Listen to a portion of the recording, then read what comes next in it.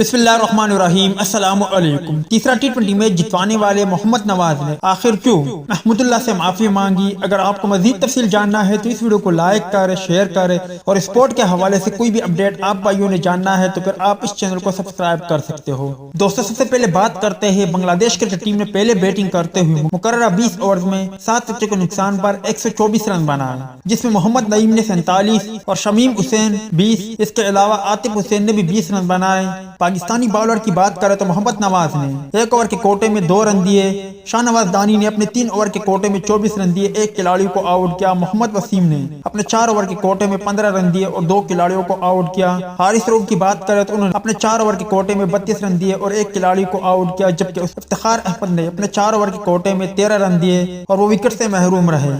عثمان قادر کی بات کریں تو انہوں نے اپنے 4 اوور کے کوٹے میں 35 رن دیے اور 2 کھلاڑیوں کو آؤٹ کیا۔ جواب میں پاکستان کی ٹیم بھی مشکلات کا شکار رہی۔ محمد رضوان کی بات کریں تو وہ 40 رن بنا کر آؤٹ ہوئے، بابر اعظم 19، حیدر علی 45، سرفراز احمد 6، افتخار احمد 6۔ تاہم آخری لمحات میں میچ سنسنی خیز ہو گیا اور محمد نواز جب کریز پر پہنچے تو ایک گیند پر پاکستان کو 2 رن درکار تھے، اور یہی وجہ ہے جب پاکستان کو فتح سے ہمکنار کیا تو انہوں نے محمود اللہ سے معافی مانگی۔ اس کی اہم وجہ یہ ہے کہ جب محمود اللہ نے گیند کی تو محمد نواز نے آخری لمحات پر گیند کھیلنے سے انکار کیا اور یہ گیند وکٹ پر جا لگی، جس پر وکٹ کیپر اور کچھ بنگلہ دیشی کھلاڑیوں نے ہلکی سی اپیل بھی کی، مطلب کہ جشن بھی منایا، مگر اس کے بعد محمود اللہ نے کہا کہ چلو ٹھیک ہے، دوبارہ سے گیند کرواتا ہوں۔ جب محمود اللہ نے دوبارہ گیند کروائی تو محمد نواز نے ان پر چوکا رسید کیا اور یوں سنسنی خیز مقابلے کے بعد پاکستان کرکٹ ٹیم کو فتح سے ہمکنار کیا۔ جب پاکستان کرکٹ ٹیم نے فتح حاصل کی تو محمد نواز نے محمود اللہ سے معذرت کی، ان سے معافی مانگی کہ میں تیار نہیں تھا، اس بنا پر آپ کی گیند کو آخری لمحات میں